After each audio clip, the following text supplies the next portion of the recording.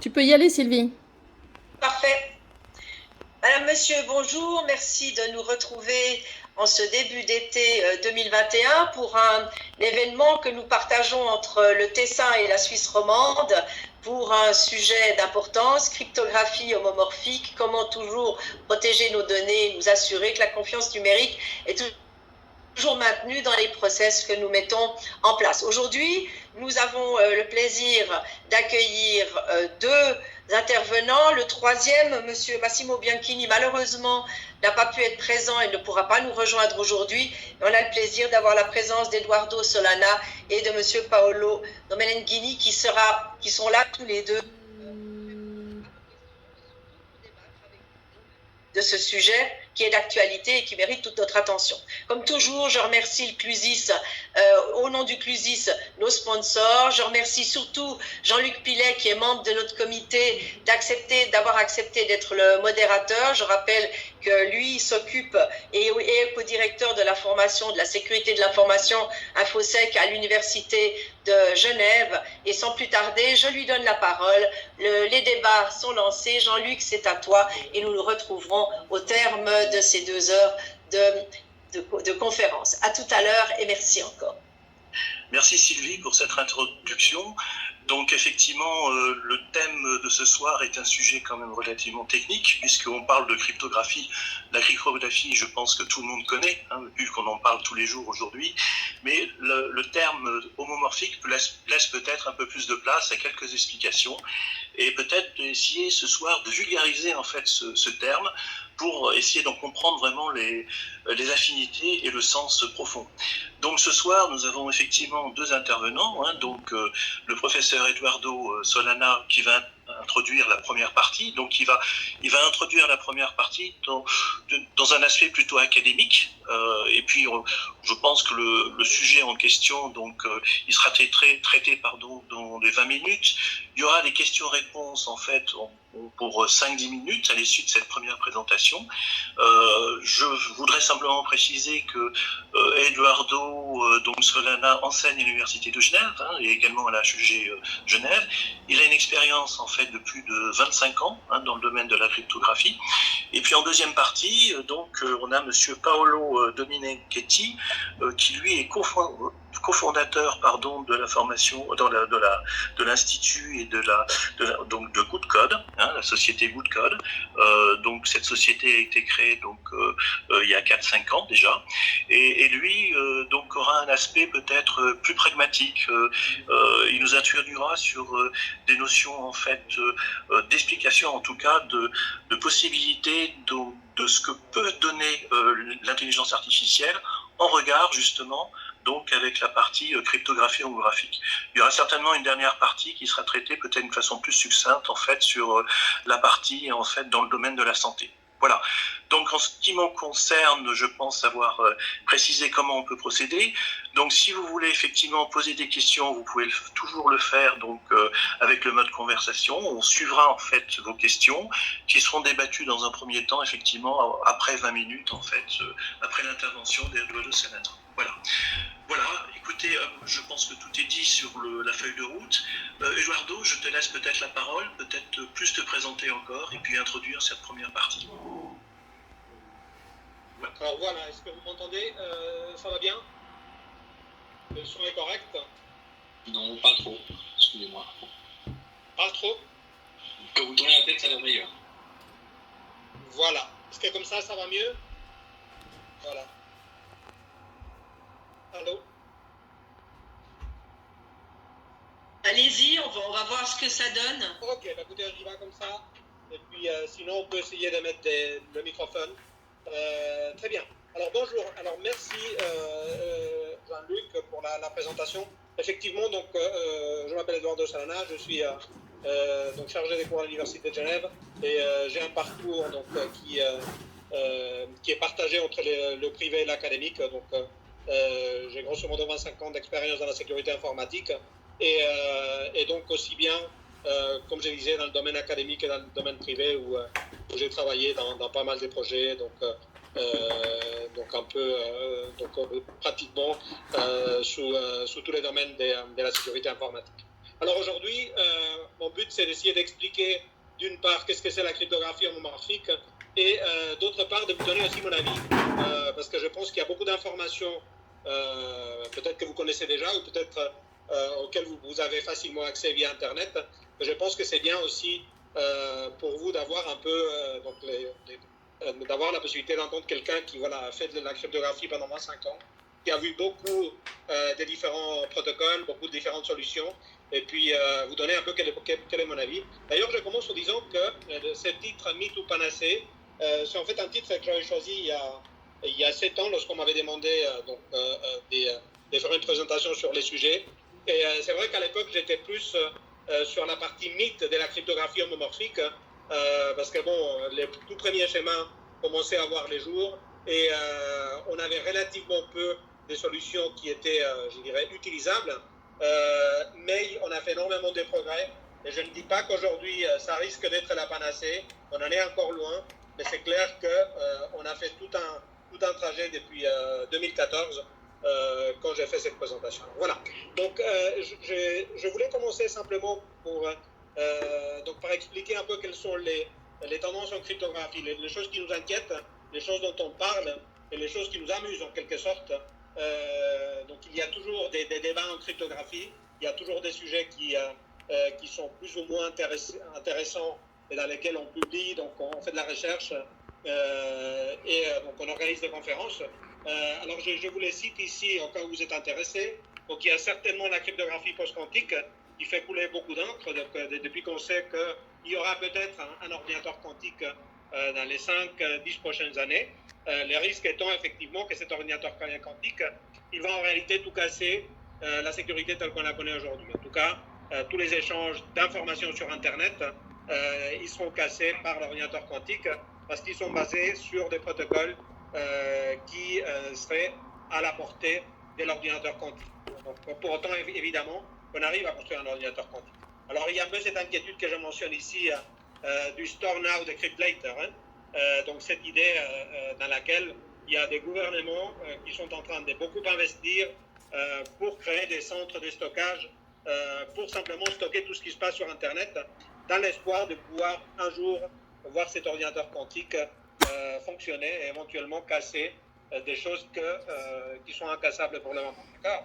Alors, on parle également des canaux, des attaques par canaux auxiliaires, donc ces attaques qu'on appelle side channel, qui commencent, je dirais, à avoir des résultats très intéressants et qui vont bien au-delà de ce qu'on fait dans la pure, je dirais, sphère algorithmique. Donc, c'est beaucoup plus puissant et beaucoup plus fort que la cryptanalyse algorithmique. Et il y a également, donc, je dirais, dans le même contexte que la cryptographie homomorphique, il y a donc ces plateformes d'exécution sécurisées qu'on commence à voir maintenant et qui sont proposées par des fournisseurs de services cloud comme Amazon ou Microsoft et qui permettent en réalité d'avoir des espèces d'enclaves à l'intérieur des machines virtuelles qu'on connaît bien et qui sont donc hostées, si vous voulez, par ces fournisseurs de services cloud. Alors ces enclaves, ils permettent de faire des exécutions confidentielles et authentiques, c'est-à-dire qu'on a comme des petites plateformes à l'intérieur d'une machine qui ne nous appartient pas et qu'on ne contrôle pas, mais des enclaves qui ne permettent pas en principe aux fournisseurs de services cloud de pouvoir inspecter les codes qu'on exécute ou de pouvoir aller regarder ou inspecter nos données. Alors, je disais que c'est un peu dans le même contexte de ce qu'on fait avec la cryptographie homomorphique et on en discutera plus tard. Alors là, il y a par exemple cet Intel SGX qui fait couler pas mal d'encre et puis dans lesquels, donc d'ailleurs, il y a eu des attaques récentes qui se sont attaquées justement à cette plateforme. Mais je pense que c'est une direction sur laquelle il faut certainement garder un œil. D'accord ? Et pour terminer, donc l'aspect MPC, donc Multi-Party Computation, qui revient un peu à la lumière du jour. Donc on a des résultats récents que je mentionne ici qui montrent qu'en réalité, c'est beaucoup plus faisable qu'on les pensait. Alors, donc si jamais, donc, tout ce que vous voyez comme ça entre crochets et en rouge, c'est les références que j'ai mis à la fin de la présentation. Alors, je sais que c'est un peu académique comme style, mais je me dis toujours que c'est mieux pour vous de repartir avec quelque chose qui vous permet donc éventuellement de chercher des pointeurs pour des sujets qui peuvent éventuellement vous intéresser. Alors, il y a évidemment la cryptographie homomorphique, qui est le sujet pour lequel on est là aujourd'hui. Voilà. Donc, si je reviens sur ce qu'est la cryptographie en 2021. Alors, qu'est-ce qu'on a fait juste, qu'est-ce qu'on a fait faux en 40, 50, 60 ans de cryptographie? Alors, certainement, là où on est arrivé à une certaine stabilité qui est tout à fait satisfaisante, c'est la protection des données statiques. Donc, on arrive à encrypter des choses de manière sécurisée, pour autant qu'on respecte tous les prérequis par rapport à l'entropie de la clé, à la qualité aléatoire de ce qu'on encrypte, tout ça. Donc, c'est des choses qu'on arrive à faire avec beaucoup de sécurité et possiblement d'une manière qui ne soit pas cassable, même par des organisations étatiques puissantes. D'accord? Donc là, c'est un succès. C'est un succès également la partie transmission. Donc aujourd'hui, on a un protocole qui s'appelle TLS qui fait pratiquement tout, qui le fait très bien. Et donc, s'il est bien configuré, il a une bonne puissance par rapport aux clés qu'il utilise. Et avec la permission de l'ordinateur quantique, qui n'est pas encore là, nous permet d'échanger des informations d'une manière tout à fait sécurisée avec les services de sécurité classiques, les fameux CIA, confidentialité, intégrité, availabilité, donc disponibilité, ce qui est très bien. Alors voilà, ce qu'on ne sait pas faire en cryptographie aujourd'hui, et c'est probablement une des raisons pour lesquelles on est là, c'est la protection des données en exécution. Alors, on ne sait pas protéger des choses qui tournent, si vous voulez, d'accord? Donc, si on a un fichier encrypté, on doit le décrypter pour pouvoir y travailler, et on le réencrypter ensuite. Alors, c'est faisable, mais évidemment, ça ne se marie pas très bien avec l'environnement cloud, dans lequel ce qu'on cherche, justement, c'est de pouvoir exécuter, par exemple, une feuille Excel, donc évidemment, si on doit la décrypter avant, faire un upload sur le cloud, ensuite travailler sur la feuille Excel et ensuite faire un download et réencrypter, enfin, ça devient vraiment compliqué. Donc on aimerait bien, dans la mesure du possible, pouvoir travailler directement sur des données encryptées. C'est un peu la raison pour laquelle on s'intéresse aujourd'hui à la cryptographie homomorphique, et de même aussi pour tout ce qui est la protection des modèles, des algorithmes, du code. Aujourd'hui, par exemple, dans un environnement où on a une présence très forte de tout ce qui est intelligence artificielle, machine learning et tout ça, il se peut très bien que certaines décisions que les entreprises ou les États doivent prendre, elles soient en réalité fondées sur des modèles, des programmes qui tournent et qui sont hautement confidentiels, parce que ça peut décider, par exemple, sur l'octroi d'un crédit ou sur le fait que, par exemple, quelqu'un... par exemple, comme dans certains États aux États-Unis, c'est directement un programme d'intelligence artificielle, de machine learning, qui décide si quelqu'un va en prison parce qu'il a un certain risque ou pas. Alors voilà, donc tous ces types de modèles ont aujourd'hui un caractère confidentiel qui va bien au-delà de ce qu'on attend des simples données, d'accord? Et donc du coup, on doit protéger également, non seulement les données avec lesquelles on travaille, mais également le code, les modèles, les poids des réseaux neuronaux, des choses comme ça, qui sont extrêmement confidentielles, et on doit les protéger non seulement en confidentialité, mais également en intégrité, pour faire en sorte que quelqu'un ne décide pas de changer des poids et donc du coup octroyer un crédit à quelqu'un qui ne mérite pas. Okay? Alors voilà, donc du coup, avec ces deux questions que je mentionne ici, on se rend compte qu'un paradigme qu'aujourd'hui est pratiquement accepté partout, qui est le paradigme du cloud, parce qu'il y a du cloud partout et pratiquement tout le monde y va, d'accord? Alors du coup, avec ces deux problèmes qu'on voit ici, on se rend compte que ce paradigme, il est quelque part en danger. Pourquoi? Parce que on est supposé exécuter du code dans une plateforme qu'on ne contrôle pas. On admet que notre fournisseur de services cloud, il a un comportement qui est tout à fait raisonnable. Donc on a ces fameux modèles qu'on appelle honest but curious. Donc, mais peut-être qu'il est honnête et curieux, et donc du coup, on n'a peut-être pas forcément envie qu'il soit curieux. Donc, du coup, comment on fait pour protéger toutes ces informations, tous ces codes, de manière intelligente dans un paradigme cloud? Alors voilà. Donc, on en vient à cette idée de l'homomorphisme. Alors, l'homomorphisme est un mot qui fait peur. Donc, on en discutait tout à l'heure avec Jean-Luc. L'homomorphisme est un terme qu'on utilise surtout en mathématiques. Et qui vient du grec même forme. Alors, qu'est-ce que ça devient tout ça, donc, avec la cryptographie? Alors, l'idée, c'est qu'un homomorphisme est une transformation entre deux ensembles, entre deux mondes, entre deux espaces, d'accord? Donc cette transformation, elle doit garder ou préserver les relations entre les éléments. Alors là, je vous donne un exemple très simple de qu'est-ce qui se passe lorsque on utilise par exemple donc un chiffrement homomorphique avec un plain space, donc là où les données sont en clair par rapport aux données qui sont chiffrées, d'accord? Et l'idée, c'est que nous utilisons un mécanisme de chiffrement qui laisse, donc dans ces cas-là, les deux objets A et B sur place, d'accord? Donc l'idée, c'est que là, nous retrouvons nos objets exactement au même point. Alors si vous imaginez, par exemple, je dirais un schéma un peu plus complexe, dans lequel il y a une dizaine d'objets, vous pouvez imaginer que ces objets vont avoir une certaine forme et une certaine organisation dans les domaines clairs, et que cette certaine organisation, plus ou moins complexe, elle est préservée au niveau du cyberspace, c'est-à-dire du domaine crypté. Alors c'est exactement ça qu'on cherche. L'idée, c'est qu'on aimerait pouvoir donc avoir nos données qui sont en clair pour nous, qui sont donc traitées directement par les fournisseurs de services cloud de la même manière qu'on les ferait sur les domaines en clair, mais directement sur des objets qui sont cryptés, qui sont protégés. De telle sorte que l'avantage de travailler, donc d'évoluer sur ces cyberspaces, c'est qu'on ne va pas pouvoir accéder à ces informations parce qu'elles sont protégées par l'opération de chiffrement qui intervient. Donc on travaille directement sur des données confidentielles et ces données confidentielles sont directement protégées par notre algorithme. Avec l'avantage, évidemment, c'est l'avantage qu'on n'a pas aujourd'hui, que tout le travail qu'on fait ici, on va pouvoir les retrouver au moment où on déchiffre dans le monde clair. Okay? Eduardo, je t'interromps parce que j'ai eu un message en disant qu'effectivement on voit uniquement ta première slide. Moi je vois ta slide actuelle, mais apparemment c'est peut-être pas le cas de tout le monde. Est-ce que c'est le cas pour tout le monde ou pas? Alors est-ce que vous voyez, là je viens d'échanger le slide. Ok, pour moi je vois toutes les slides. Ok, je vois toutes les slides. Oui, pour moi aussi.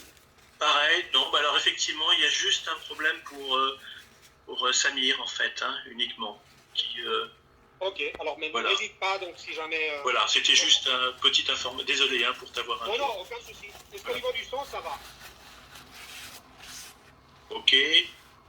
Cryptographie, ok pour moi, ok, donc ça a l'air d'aller. Au niveau du son. Est-ce qu'au niveau du son, ça va? Oui. Oui. Ça a l'air d'aller.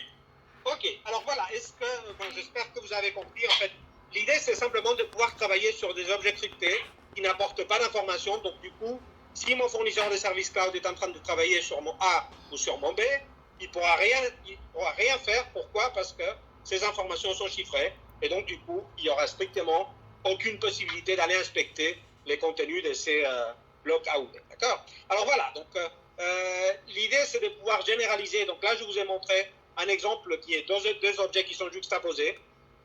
Si vous voulez, l'idée qui cherche l'homomorphisme ou la cryptographie homomorphique, c'est de pouvoir généraliser tout ça. Donc déjà en 1978, il y avait Ron Rivest et puis encore donc Adelman, donc c'est le SLA, le RDA des RSA, qui suggéraient un peu cette idée de dire voilà, est-ce qu'on pourrait par exemple, une banque pourrait connaître la moyenne des prêts octroyés sur la base de données chiffrées de chacun des clients. Donc, on pourrait calculer cette moyenne des prêts sans connaître nécessairement les noms, par exemple, les comptes en banque des différents clients. Donc, on prendrait uniquement les données qui ne sont pas confidentielles. Et c'est exactement sur cette idée, donc, qu'eux, à l'époque, ils ont appelé un privacy homomorphisme, comme vous le voyez là, qu'est partie, en fait, l'idée de la cryptographie homomorphique. OK. Alors, on a... ça, c'est un peu le souhait qu'on a, de pouvoir faire n'importe quelle application, n'importe quelle fonction. Le problème, c'est que ceci, comme on va voir tout à l'heure, c'est un peu trop cher en temps de calcul. Et donc, on se limite aujourd'hui à dire, donc à utiliser surtout des choses qui sont partiellement homomorphes, en faisant des incursions, je dirais, sur la cryptographie pleinement homomorphe ou totalement homomorphe, comme on verra tout à l'heure. Alors voilà. Alors, si vous voulez, dans la technique, il y a certains algorithmes d'encryption qui sont directement des homomorphismes. Pourquoi? Parce qu'ils préservent certaines opérations, comme c'est le cas ici avec RSA, qui préservent la multiplication. Donc là, vous voyez que la multiplication dans le domaine clair c'est la même chose que la multiplication dans le domaine encrypté, d'accord? Les schémas des paliers, c'est la même chose pour l'addition. On verra ça tout à l'heure, qu'est-ce que ça donne en réalité. Et comme je disais tout à l'heure, l'idée de la cryptographie homomorphique, comme vous le voyez ici, d'accord, c'est de pouvoir encrypter n'importe quelle opération, que ce soit dans le domaine chiffré comme dans les domaines clairs. Donc, cette OP que vous voyez là, c'est exactement ça. Ça correspond exactement à n'importe quelle opération arbitraire on puisse faire dans un domaine ou dans l'autre. D'accord? Alors, j'espère que c'est clair pour le concept. Alors là, vous allez voir une application qui tourne. Alors, on parle souvent de la cryptographie homomorphique comme quelque chose qui est dans l'avenir. Là, vous voyez une application qui est tout à fait utilisable. D'ailleurs, les membres de l'association cryptologique IACR utilisent ça pour choisir leur représentant à l'intérieur du conseil, d'accord? Donc, il y a même des universités qui vont utiliser ce type de schéma homomorphique pour choisir voilà, les représentants de l'université. Alors, l'idée ici, c'est que vous avez également deux mondes. Donc, les mondes, si vous voulez, chiffrés qui apparaît ici en bleu foncé, d'accord? Et le monde clair qui est ici donc en blanc, si vous voulez. Alors là, vous voyez tous les votants donc, qui vont émettre leur vote. Là, vous voyez l'essence des voix, donc soit rouge ou bleu. Donc, j'écris rouge ou bleu pour simplifier, d'accord? L'idée, c'est que chacun des votants va émettre son vote. Tout ça, ça va être encrypté avec une clé publique, peu importe, d'accord? Le tout est qu'une fois rentré dans l'urne, toutes ces voix vont être proprement encryptées. Alors, personne n'aura strictement rien vu. Ensuite, ça va être mis dans une boîte scellée comme cette boîte que vous voyez là, avec les différentes enveloppes que personne n'a le droit de voir. Donc, vous voyez que ces enveloppes, elles sont complètement fermées. Alors, une fois qu'on a fait tout ça, et sans avoir accès au contenu direct des enveloppes, on va faire le comptage directement sur ces enveloppes fermées. Alors, la personne qui fait le dépouillement et qui se trouve ici, elle va faire via sa clé privée, dans ces cas-là, le comptage, mais sans accéder au contenu des enveloppes fermées. Et du coup, le résultat, ce sera un comptage. Donc, là, il y a quoi? Il y a 4 septièmes et 3 septièmes, donc, qui sont directement, soit pour le bleu, soit pour le rouge. Alors, voilà. Donc, là, on a un système qui marche et qui permet de faire une opération, qui est le comptage ou l'addition, si vous voulez, et d'obtenir un résultat sans que la personne qui fait le dépouillement ait jamais eu accès au contenu des différentes enveloppes fermées. Donc, c'est une réussite de la cryptographie homomorphique. C'est de la cryptographie homomorphique partielle, mais ça marche et c'est une solution élégante et, encore une fois, comme je vous disais, qui donc est réellement utilisée dans la pratique. D'accord? Alors, voilà. Si on arrive, si vous voulez, à l'histoire plus académique de la cryptographie homomorphique, on a nécessairement parlé de Craig Gentry, qui est celui qui a prouvé que l'homomorphisme total ou le chiffrement totalement homomorphe était possible. Donc, il a publié sa thèse de doctorat. Donc, vous avez ici, si jamais ça vous intéresse, la référence. D'accord? Donc, l'idée, c'est que lui, il a prouvé que c'était possible, en fait, si vous voulez, d'arriver à un concept générique pour ces opérations, c'est-à-dire de faire n'importe quelle opération dans le domaine crypté. Alors, sa métaphore que j'aime beaucoup, c'est pour ça que je vous l'amène ici, c'est cette espèce d'urne qui, lui, prétendait pouvoir être utilisée par un joaillier, d'accord, qui se méfie de ses employés, qui pense qu'ils risquent de subir des vols, des métaux précieux ou des pierres précieuses au moment de l'assemblage des bijoux. Alors, il a créé cette urne avec deux trous que vous voyez ici, dans lesquels les gens pouvaient directement mettre les mains, d'accord. Donc l'idée, c'est qu'une fois qu'on a mis si vous voulez, les pierres précieuses, les métaux précieux à l'intérieur de l'urne, on la ferme à clé et on demande à l'employé de rentrer les mains directement via ces deux trous noirs qui sont prolongés par des gants, de telle sorte qu'en réalité, l'employé, il n'a jamais réellement contact avec les métaux précieux ou avec les pierres précieuses. Donc il peut faire n'importe quel type d'assemblage, d'accord, mais il ne peut en aucun cas donc extraire ces métaux précieux ou ces pierres précieuses. Elles resteront toujours dans la boîte. Et une fois que les bijoux est correctement assemblés, on a la possibilité d'ouvrir la boîte avec la clé qui est restée sous le contrôle du propriétaire de la bijouterie. Alors voilà, donc ça, je trouve que c'est un exemple extrêmement parlant.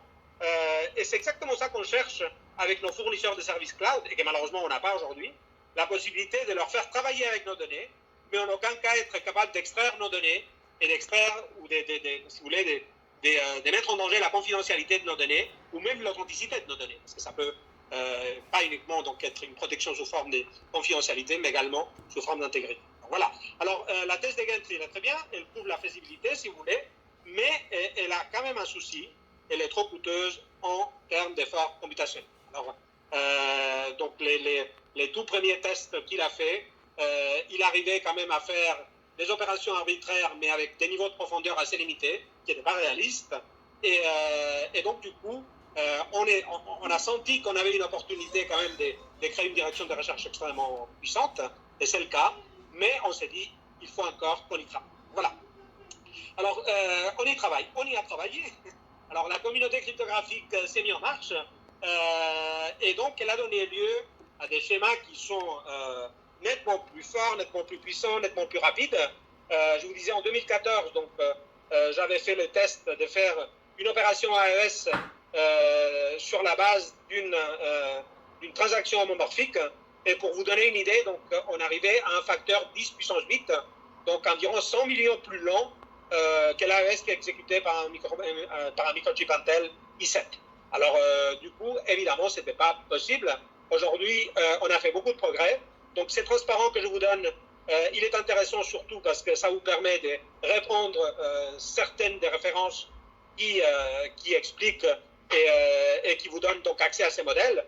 Évidemment, je ne vais pas le parcourir parce que ce n'est pas forcément quelque chose qui sera peut-être sympathique pour tout le monde.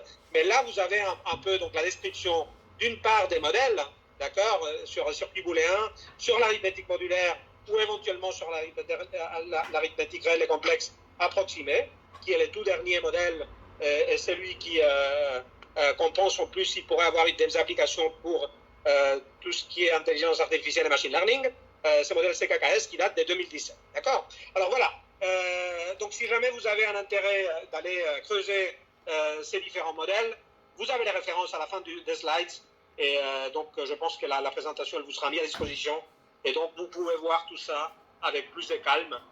Mais sachez qu'on a quand même, on s'est quand même beaucoup amélioré. Donc il y a une amélioration qui tourne autour des millions de fois, donc par rapport au tout premier schéma, donc tels qu'ils étaient repris par la thèse de Gentry. Alors dans ce sens-là, on se rend compte qu'il y a un intérêt évident à accélérer toutes ces opérations qu'on fait dans le domaine encrypté. Alors j'ai repris récemment, donc ça date des mars 2021. Donc une annonce de DARPA, donc le département de défense américain, qui met en avant ces projets qu'ils appellent déprivés, ou dit deprived, d'accord, et dans lesquels ils cherchent justement à créer des accélérateurs hardware, donc si vous voulez, des capacités d'accélérer les exécutions des machines, donc de l'environnement homomorphique directement en hardware. Donc ce qu'on a vu, c'est des modèles qui tournent sur ton logiciel, mais maintenant on sait que la DARPA les investit également donc, pour arriver, et là c'est très intéressant ce que vous voyez en souligné, donc réduire le processing time depuis des semaines jusqu'à des secondes, jusqu'à des millisecondes. Donc là vous voyez l'ordre des grandeurs qu'on cherche à obtenir, c'est pas dit qu'ils vont obtenir ça, mais donc du coup il y a une convergence des aspects software et hardware qui cherchent à rendre faisable ces domaines extrêmement passionnants de l'informatique.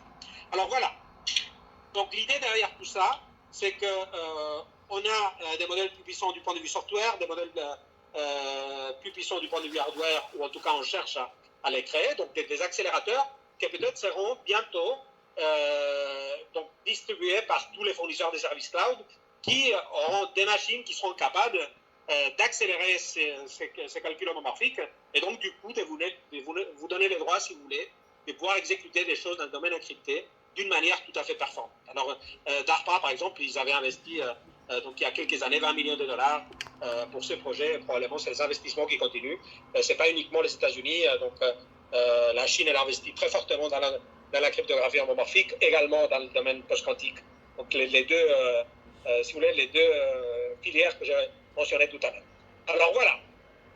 une chose sur laquelle je voulais en venir, parce que je vais terminer pratiquement ma présentation avec ça. Qu'en est-il de la maturité de ces techniques? Et là, c'est moi qui parle. Donc, pour le moment, je vais vous expliquer ce qu'ils font les autres. Mais je tenais quand même à vous expliquer ce que moi j'en pense de tout ça. Alors, là, vous avez. Donc, j'ai repris un article de 2021 à propos du tout dernier schéma que je mentionnais, donc CKKS, qui était celui qui tourne sur des données approximées, et dans lesquelles on prouve que donc une des conditions, un des prérequis importants pour la confidentialité, qui est donc IND-CPA, donc ça veut dire Indistinguishability under Chosen Plain Text Attack, peu importe. Mais ce qui compte, c'est que on a trouvé une attaque, et donc ça, ce n'est pas la seule, il y en a beaucoup. Et donc, ça me fait réfléchir un peu à propos de la maturité de cette équipe. C'est très bien, on va y arriver, mais combien de temps on doit attendre jusqu'à ce qu'on aura une certaine stabilité, comme celle qu'on a trouvée autour d'algorithmes comme RSA, comme AES ou autre. C'est la question que je me pose et que je voulais partager avec vous. Et donc, sur ça, je me suis permis de faire un petit tableau que j'ai fait moi-même. Donc, je n'ai pas repris ça de qui que ce soit. Et donc, c'est tous les torts à mettre sur mon dos. Et là, je parle en tant que moi et non pas en tant qu'enseignant de l'Université de Genève. Donc, je me suis dit, qu'est-ce qu'on a appris donc, moi, en tout cas, personnellement, en 25 ans d'informatique, on a appris qu'il y a maintenant certains algorithmes qui tournent très bien et qui sont un peu donc, dans les points optimaux entre la fonctionnalité, capacité d'exécution et la maturité. Donc, des choses comme RSA, AES, SSL, TLS, SCC pour les courbes elliptiques, des choses qu'on utilise tous les jours. Donc, en particulier, SSL, TLS, c'est l'algorithme cryptographique certainement le plus utilisé au monde. Donc, on utilise ça même lorsqu'on fait une recherche sur Google. Systématiquement, d'accord? C'est ce qui vous permet de voir les HTTPS et la barre verte sur votre navigateur. Alors, oui? Des questions, non? Il y aura des questions, mais plus tard. Je te laisse terminer. Ok. Alors, donc, l'idée, c'est où est-ce qu'on place dans ces deux axes que j'ai inventés, fonctionnalité et maturité, nos deux principes homomorphiques, que ce soit le fully homomorphic encryption ou le partial homomorphic encryption, donc l'homomorphie complète ou pleine et l'homomorphie partielle. Alors, malheureusement, donc, on est encore assez bas dans ces espèces de critères que j'ai inventés. L'idée, évidemment, c'est qu'au fur et à mesure que les années passent, on va aller dans ces sens-là.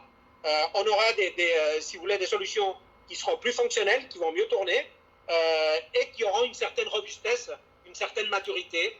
Et finalement, c'est de ça dont il s'agit la sécurité, parce qu'on n'aura peut-être pas des attaques comme celui que je vous ai montré tout à l'heure, donc l'abstract, dans lesquelles tout d'un coup, on se pose des questions sur la sécurité de cette attaque. Alors, on voit qu'on retrouve certains vieux connus ici, comme par exemple tous les algorithmes post-quantiques dont on parle beaucoup aujourd'hui, qui ont, je dirais, une fonctionnalité plus basse que cela, et surtout une maturité qui laisse un peu à désirer si ça devient vraiment les algorithmes qu'on utilisera tous les jours. Donc, on cherche encore un candidat pour remplacer ces vieux algorithmes-là. Dans le monde post-quantique, on n'en est pas là. Donc, le NIST a fait un concours dans lequel donc, on est maintenant en train de discuter. Peut-être qu'en 2024, on aura un candidat, mais après, il faudra tester la robustesse et la maturité de ces candidats. Et en sécurité, tout ceci est très important. Donc, dans d'autres domaines, on peut se permettre d'être dans les verts un peu plus clairs, mais en sécurité, on veut absolument être dans un monde vert, dans un vrai vert, c'est-à-dire dans un monde où la sécurité est réellement protégée. Ok, alors, je termine par ces transparents dans lesquels je parle du Saint Graal. Alors, voilà, donc, qu'est-ce qu'on voudrait obtenir à la fin? On aimerait avoir une machine virtuelle comme celle que j'ai dessinée ici. Alors, mon pointeur, il ne marche pas très bien, je suis désolé. Qui tourne donc à côté des autres, mais qui tourne dans un domaine encrypté. Là, vous ne le voyez pas, mais en réalité, là, c'est un endroit où personne n'a le droit de rentrer. OK? Alors, on aimerait ça. On aimerait que toutes les opérations qu'on fait sur une machine virtuelle, qui est déléguée dans un fournisseur de services cloud, soient absolument protégées, en confidentialité, en intégrité, que personne ne puisse toucher à notre code, à nos poids pour nos réseaux neuronaux, à nos modèles intelligents, et évidemment à nos données confidentielles. D'accord? Donc, même si on a un paradigme du honest but curious, donc même s'il est curieux, notre fournisseur de services cloud, il pourra en aucune mesure aller inspecter quoi que ce soit à l'intérieur de notre machine. Alors, quand est-ce qu'on sera là? Je n'en sais rien. Je sais que dans ma présentation que j'ai mentionnée tout à l'heure devant le responsable de sécurité européen, ici j'avais mis 10 ans, donc il y a 7 ans de ça. Maintenant je dirais 3-5 ans. Je pense que c'est réaliste et en tout cas je me réjouis de pouvoir également donc, être témoin et pouvoir y participer parce que je pense que ça risque d'être aussi un game changer, donc quelque chose qui va changer la manière dont on fait l'informatique en général et surtout dans des domaines fortement délégués comme ceux qu'on a aujourd'hui. Voilà. Écoutez, c'est tout ce que j'avais à dire. Donc, je prends volontiers vos questions, vos commentaires et je vous remercie de votre attention. Bon. Alors, Eduardo, il y a deux questions. Donc l'une de Frédéric Chollet et puis l'autre de Gilles Talon, mais je pense qu'elles sont un petit peu liées. C'est par rapport à ton exemple du vote par correspondance. Donc Frédéric Chollet dit, bon, il précise comment contrôler les bulletins s'ils ne sont pas accessibles. Et Gilles Talon dit, difficile de comprendre que la personne ne peut pas accéder aux détails s'il possède la clé privée. Je suppose qu'on a deux niveaux de chiffrement, un niveau qui donne le vote et un niveau dans lequel on retrouve les infos du votant. Alors, donc je reviens sur le transparent. Alors c'est des questions tout à fait pertinentes. Hein. Alors effectivement, il y a aujourd'hui des protocoles qu'on appelle des protocoles sans apport d'information qui permettent de garantir que le contenu de ces enveloppes il sera conforme aux normes des votes. C'est-à-dire que personne ne va pas pouvoir donc par exemple si on a la possibilité de voter entre 0 et 10, personne ne va pouvoir mettre 150. Okay. Alors, il y a des protocoles interactifs et non interactifs qui permettent justement d'éviter ces cas de figure et d'être sûr que le contenu de l'enveloppe sera tout à fait respecté. Alors, c'est des protocoles qu'on utilise notamment dans pas mal des schémas d'electronic cash, donc d'argent électronique, pas nécessairement dans Bitcoin, mais dans d'autres systèmes qui utilisent ce type de protocole zero knowledge ou sans apport d'information. Bon, ça, c'est un problème qui est réglé.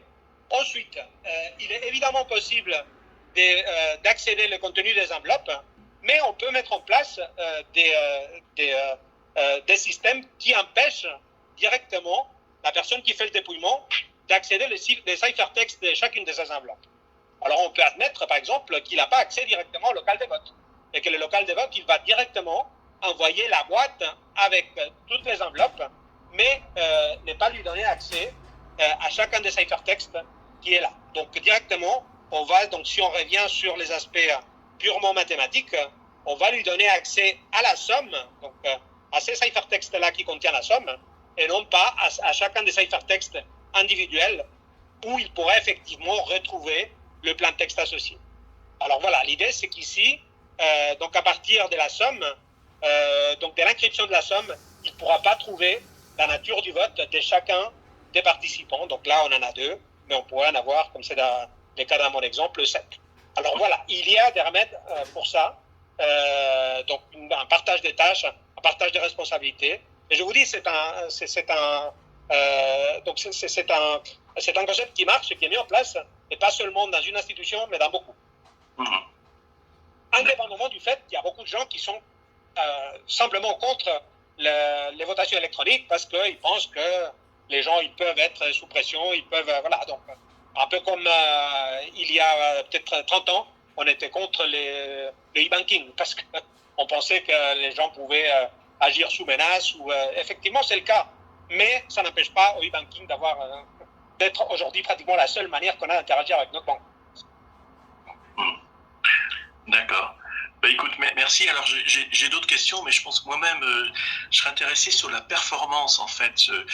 Quelle est la différence entre une performance, si tu veux, ou en temps d'attente ou de latence, si tu veux, si tu travailles sur des données cryptées et des données qui ne sont pas cryptées? Est-ce que tu aurais un ordre de grandeur en fait? Est-ce que c'est 1 pour 10, 1 pour 100, 1 pour 1000? Et puis il y a une autre question en fait qui est posée en disant est-ce que effectivement l'ordinateur quantique ne permettrait-il pas d'accélérer en fait le processus et de faire en sorte qu'on utilise l'homomorphisme d'une façon plus généralisée en fait. Hein. Alors l'ordinateur quantique, ça sera certainement un outil qui permettra d'accélérer certaines de ces opérations, donc ça c'est clair.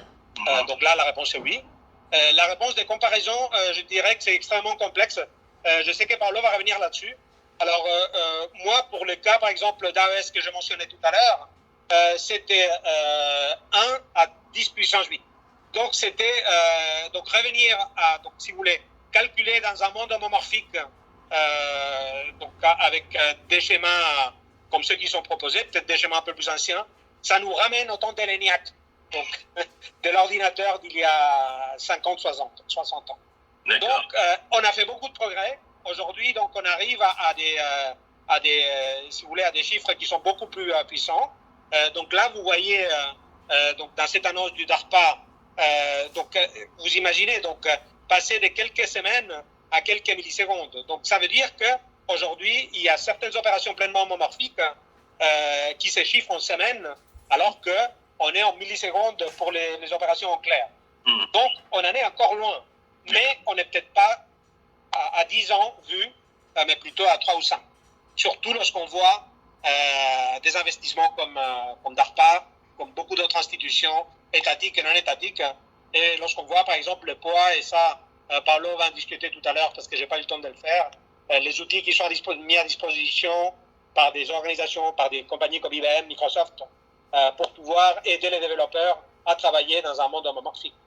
Alors, il y a beaucoup d'investissements, beaucoup d'intérêt, et il ne faut pas sous-estimer la communauté scientifique, et encore moins la communauté cryptographique, parce que je pense qu'ils sont tout à fait capables, on est tout à fait capables d'arriver à des résultats qui seront certainement intéressants pour toute la société d'ici quelques années peut-être. Voilà. Donc, moi, je reste optimiste. D'accord. Donc, c'est plus la panacée qu'elle mythe aujourd'hui. Très bien. Il y a une dernière question d'Emmanuel Fétillier, mais je pense que là aussi, c'est... Alors, je te dis, n'y a-t-il pas une énorme différence entre manipuler des données chiffrées et exécuter des données, du code chiffré? Dans le premier cas, l'opérateur est connu, dans le second, non. Réussir la FHE permettrait d'exécuter du code chiffré. C'est vrai que toi, tu as parlé au début, tu as parlé d'exécution. Je peux imaginer, quand tu parles d'exécution, c'est des mises à jour de données sur une base de données, par exemple. Il y a ça qui est inclus. Voilà, alors ça, c'est des choses qu'on fait déjà. Hein. Donc ça, c'est plutôt à mettre dans la l'homomorphie partielle, d'accord. Mais quand je dis travailler sur des données, ça veut dire tout faire. D'accord. Donc l'idée, c'est qu'on va pouvoir tout faire et revenir un peu à mon exemple de la machine virtuelle. Donc tout faire dans le domaine encrypté. Le code, les données, la manière dont le code est exécuté, toutes les données. Donc tout s'est fait dans le domaine encrypté. Alors tout s'est fait avec, je dirais, des primitives équivalente à celle du monde en clair. Donc, vous avez votre feuille Excel, vous avez tout ce qu'il faut, mais vous travaillez directement dans un monde qui est complètement encrypté. Et ceci concerne les procédures, le code et également les données. Alors, c'est un peu, si vous voulez, la métaphore de la boîte dans laquelle on arrive à tout faire. Donc, on arrive à construire, on arrive à assembler un bijou extrêmement complexe, mais on n'a pas la possibilité de le toucher directement, on n'a pas la possibilité de le voler. Exactement ça. D'accord.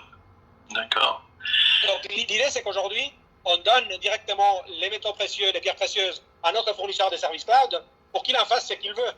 Alors, il peut partir avec, il peut les regarder, il peut les photographier, il peut même prendre des parties, il peut même manipuler la manière dont elles sont faites. On n'a pas le contrôle sur ça. Alors qu'avec cette idée de la boîte fermée, on empêche absolument cette possibilité à notre fournisseur de services cloud. OK? Très bien. Écoute, Eduardo, je te remercie. Je te remercie pour toutes ces explications. Et puis, c'était effectivement très instructif. Et puis, je crois que ça nous a éclairé, en fait, sur le message et sur notre compréhension. Alors, bon, maintenant, je vais laisser la parole à notre deuxième intervenant. Hein, donc, merci à vous. Oui, merci. Voilà. Merci, Eduardo. Monsieur Paolo De Métis, si on peut effectivement faire le partage, donc des slides. Hein, donc, Eduardo, il faut que tu sortes, je pense, là, pour que le partage puisse se faire. Voilà.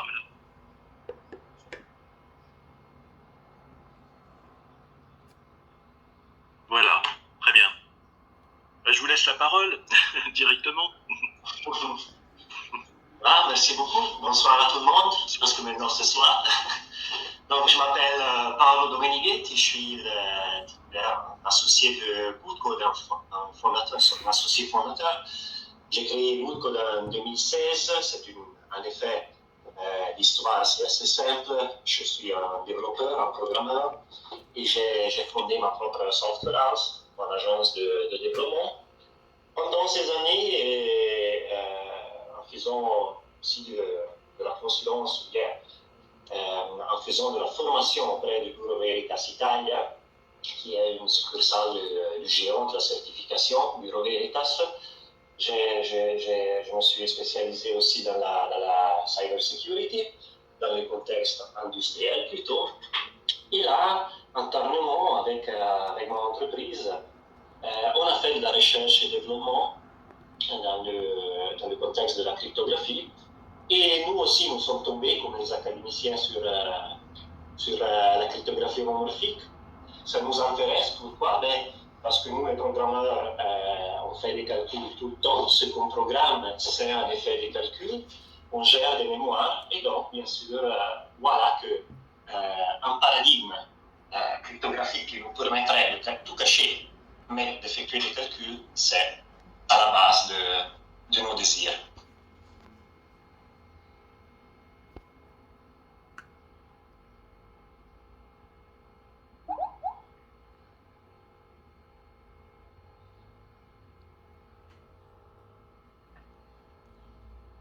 C'est quelque chose de personnel, en effet, mais ils sont partout aujourd'hui. On le voit avec les associés, par exemple les social networks.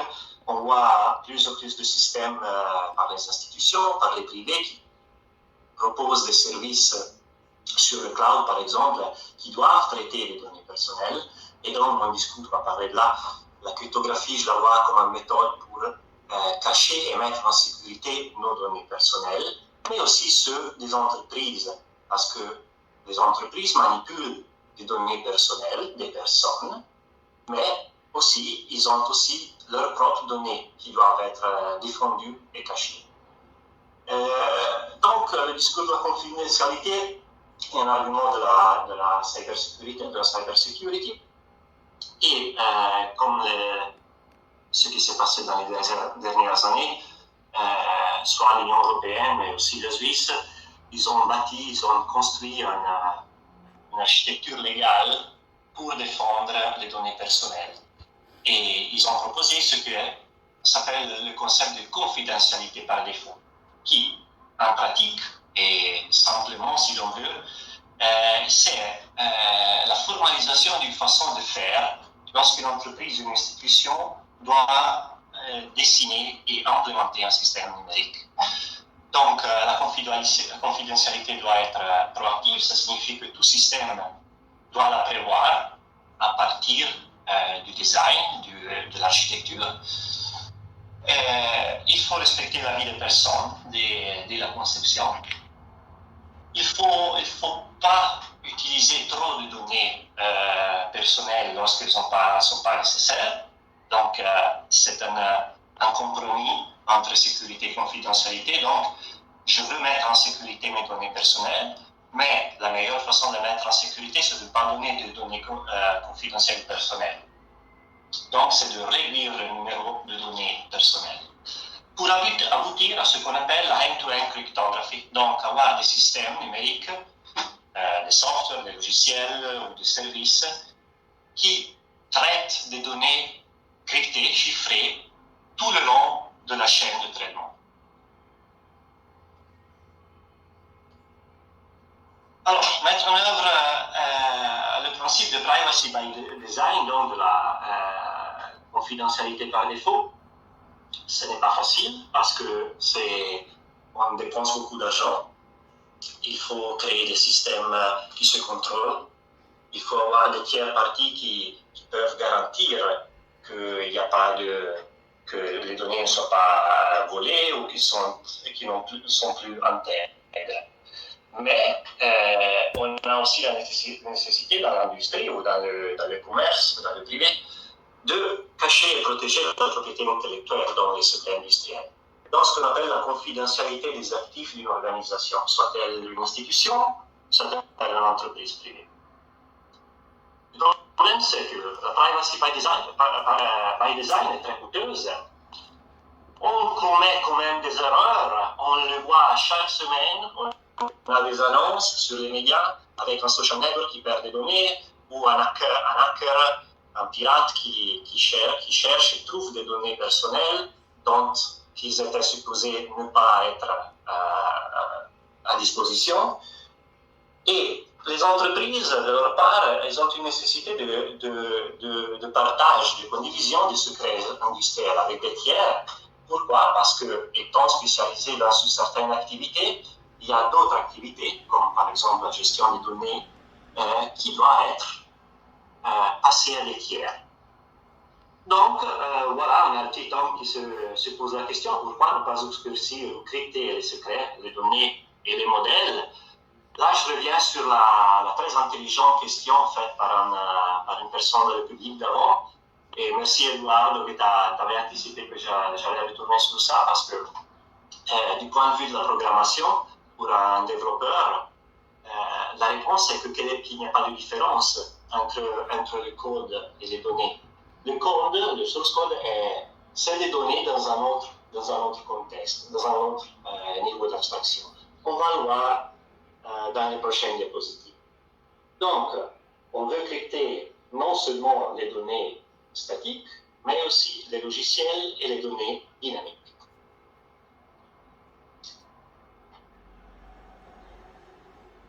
Donc, les systèmes qu'on a maintenant de confidentialité, qu'on appelle différentiels, on verra plus loin qu'est-ce que c'est, ne sont pas parfaits. Les données sources sont toujours complètes et visibles pour un administrateur de système tiers. Donc, ça signifie que même si on a un système centralisé qui a des bornes sécurisées, à l'intérieur on a des données non chiffrées, on a quand même des personnes qui peuvent entrer et voir ces données. Et donc, on a besoin une méthode pour rendre invisible, en effet, chiffrer les données pendant l'exécution. Donc, que ce soit dans une machine virtuelle, dans un programme, dans un logiciel, ou dans un service qui est un ensemble de logiciels. Et là, on revient à la cryptographie homomorphique. Je me permets de faire un passage assez vite pour illustrer un petit peu le concept. C'est une simplification, bien sûr, de ce que Eduardo a raconté. C'est une vision un peu plus divulgative.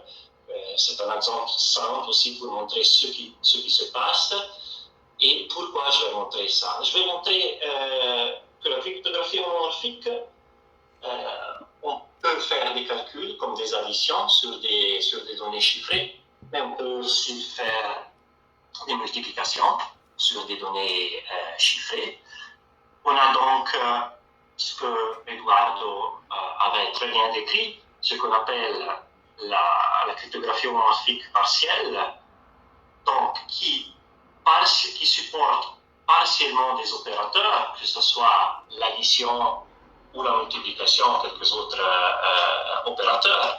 Et puis la cryptographie homomorphique complète, full homomorphic encryption, qui aujourd'hui propose deux opérateurs, l'équivalent de l'addition et l'équivalent de la multiplication.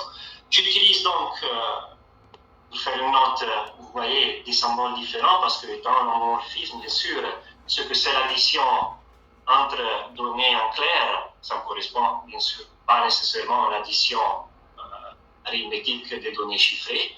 C'est un ensemble de différentes opérations. Si c'était le cas, je dis, ça c'était une petite discussion que j'ai eue avec un ami mathématicien qui m'a demandé pourquoi on ne fait pas la cryptographie isomorphique.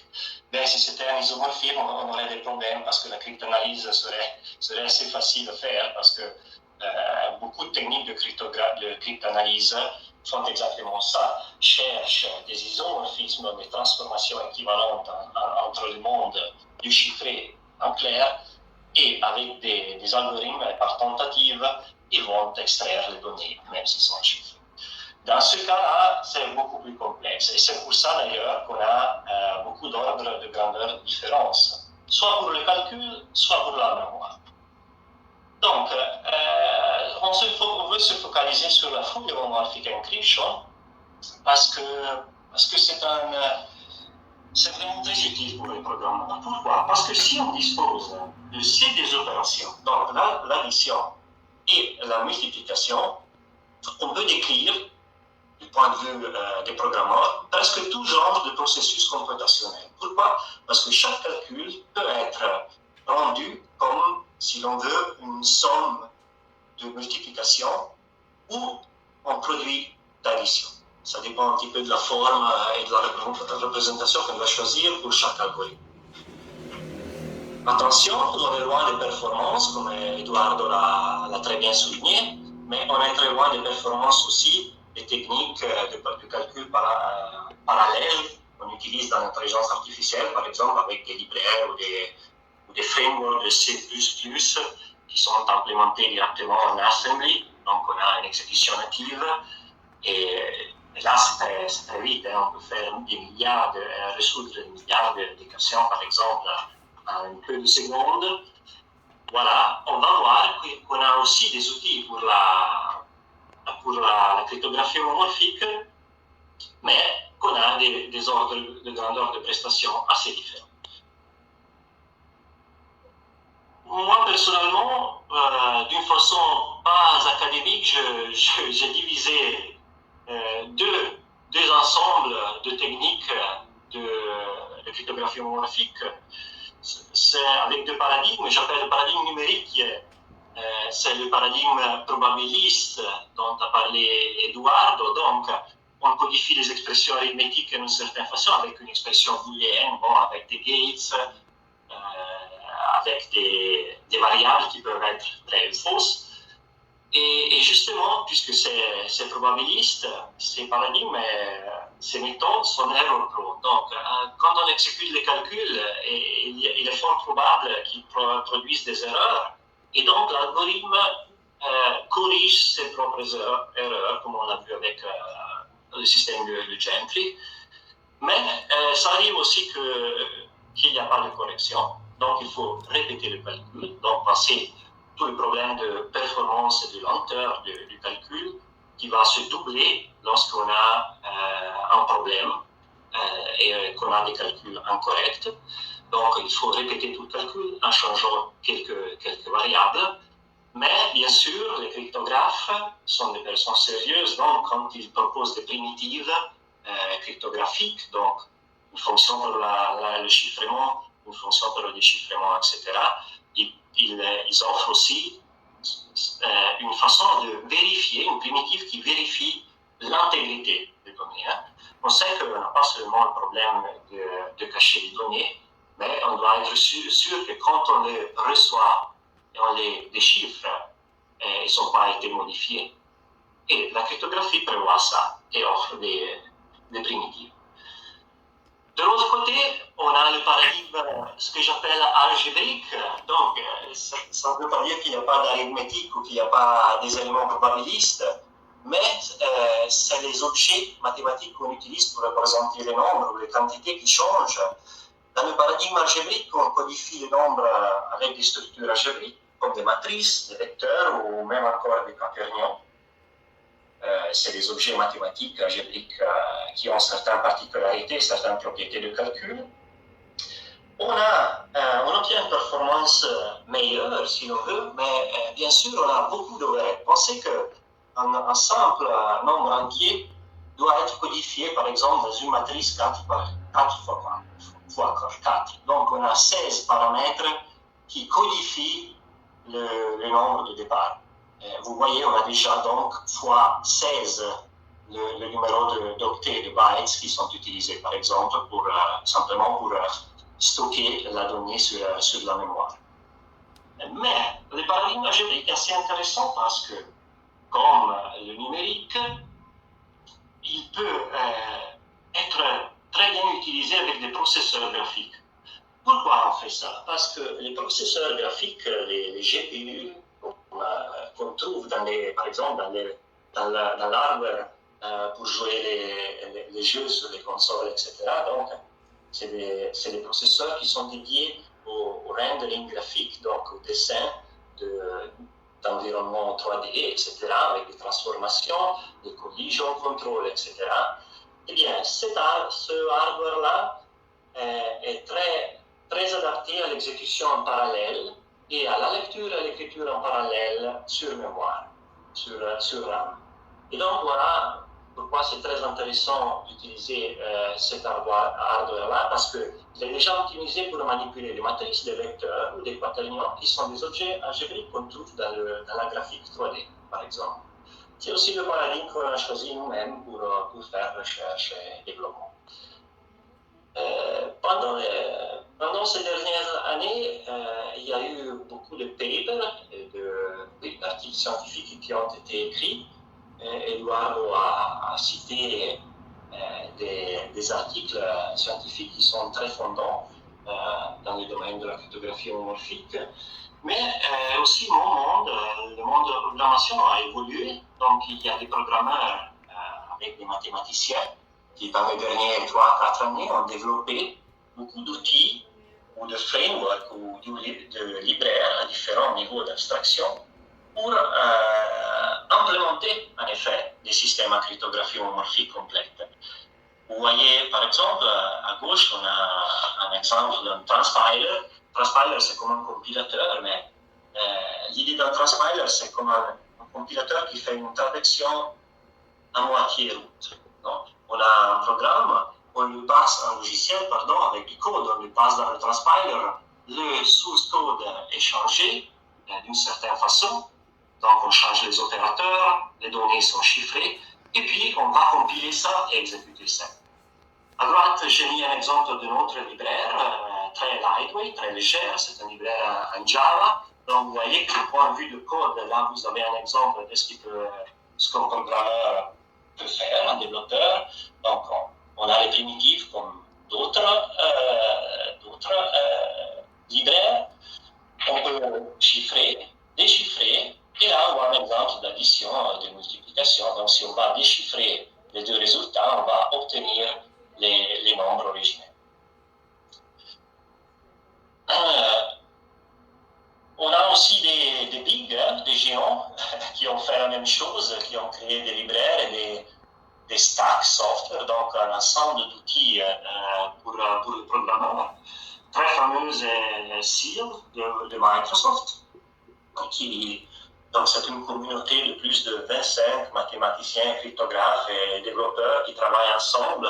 Ils ont créé cet outil qui est magnifique parce que nous, les programmeurs, on peut simplement importer cette libraire, créer n'importe quel logiciel avec ses algorithmes, et cette libraire va gérer tout ce que le chiffrement et la gestion des opérations homomorphiques, bien sûr avec un overhead de mémoire et de prestation de vitesse de calcul assez lourd. On n'est pas avec les ordres de grandeur qu'il y avait il y a une dizaine d'années, comme Eduardo l'a souligné, mais aujourd'hui, quand même, on garde 2 ordres de grandeur, dans les meilleurs des cas, de différence entre le calcul en clair et le calcul chiffré. On a aussi des institutions qui se sont alliées pour créer aussi des instruments et des outils pour les programmeurs. C'est très fameuse la TFHE, Fast Full Homomorphic Encryption Over the Torus. Donc, c'est une autre implémentation de cryptographie homomorphique complète, dont, par exemple, le PFL participe. Et il y a aussi des entreprises privées qui ont aidé à développer cette libraire. Donc, j'ai montré quelques exemples de géants ou de petits softwares, de petites maisons de production de logiciels, pour montrer qu'il y a un environnement assez vif et qui avance et qui fait de la recherche. Je retourne maintenant un petit peu à la théorie. Donc, on a des outils à différents niveaux d'abstraction de notre monde, de la programmation. Je reviens sur là. Donc, on a des libraires, des SDK, etc. Mais on cherche maintenant à descendre, à aller plus en bas vers le métal. Donc, on commence à produire des pilotes qui utilisent la cryptographie homomorphique.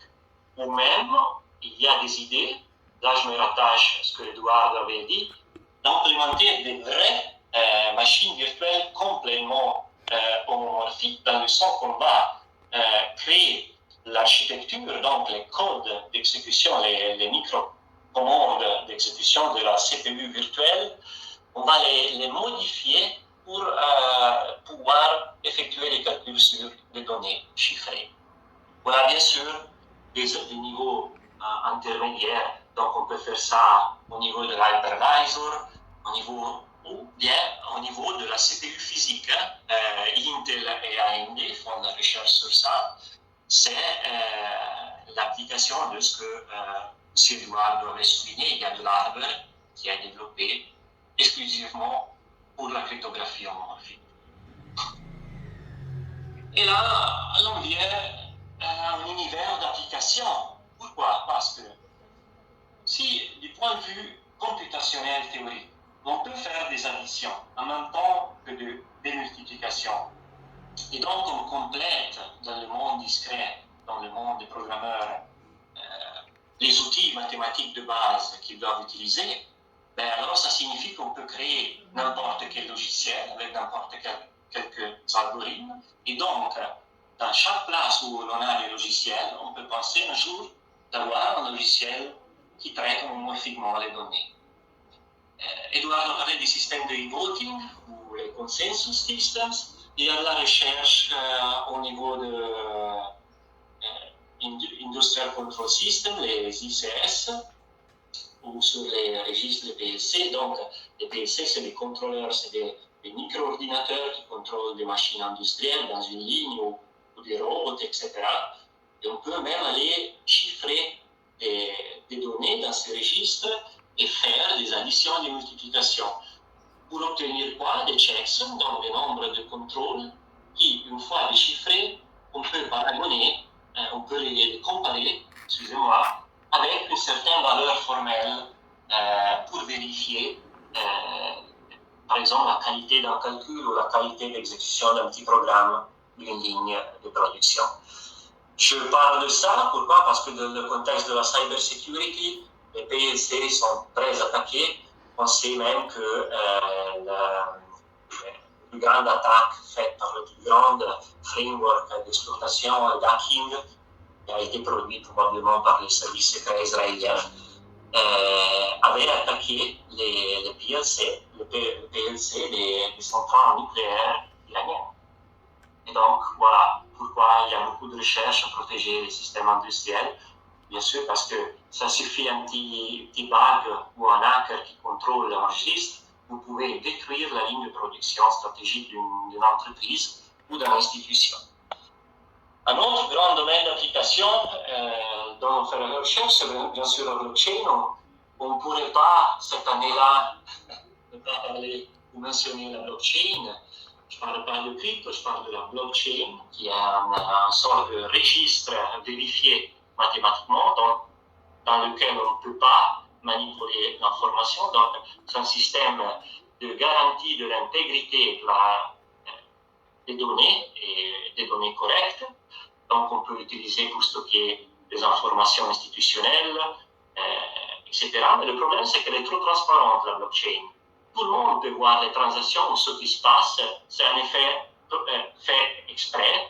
Mais dans le cas, si l'on veut garder une certaine privacy, une certaine confidentialité des données, pensez à des transactions, parce qu'on les voit, des transactions, par exemple, d'argent, on doit pouvoir cacher d'une certaine façon. Donc, laisser la blockchain vérifier mes données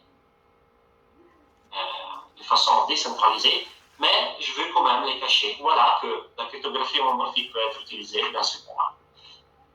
Et puis on en arrive aux bases de données relationnelles partagées. C'est l'application la plus directe, si l'on veut, et même la plus poussée, si l'on veut, dans ces années, parce que c'est un peu plus facile à faire que d'autres applications. Je vais d'ailleurs amener mon exemple de bootcode, dans quelques diapositives.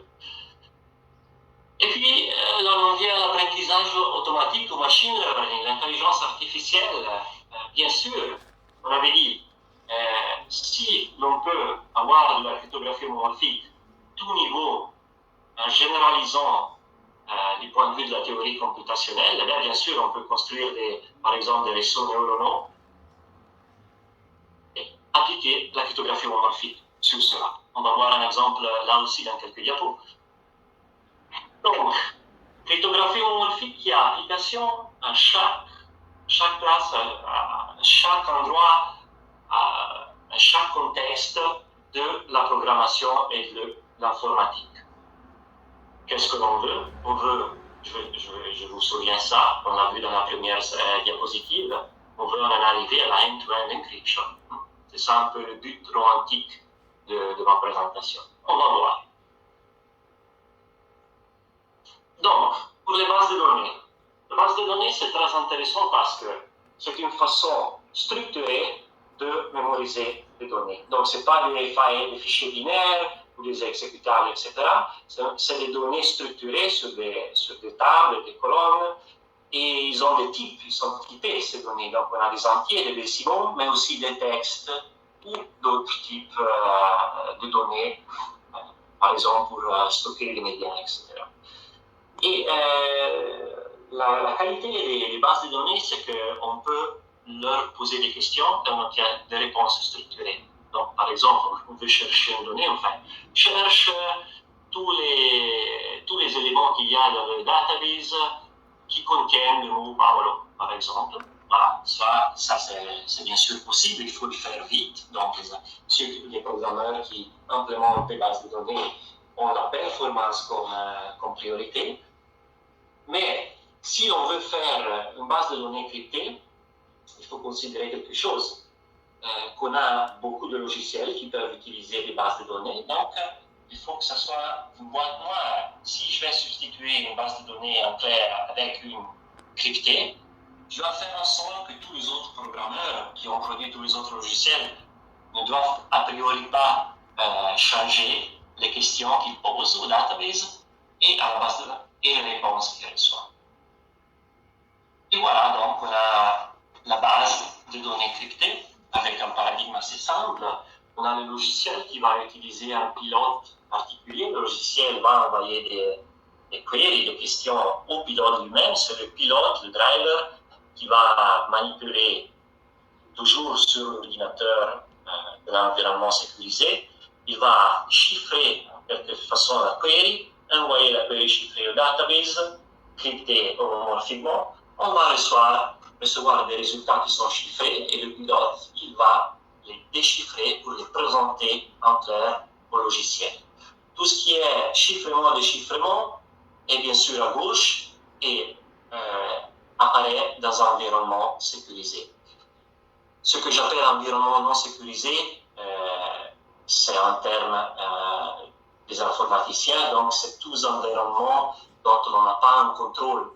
Ça signifie qu'on ne contrôle pas l'accès, etc. C'est ça, un environnement sécurisé, c'est celui qu'on manipule avec nos propres méthodes. Bon, les bases de données cryptées homomorphiquement doivent permettre la lecture à plusieurs logiciels. Ça signifie qu'on doit utiliser des paradigmes de cryptographie homomorphique multiparty, on dit.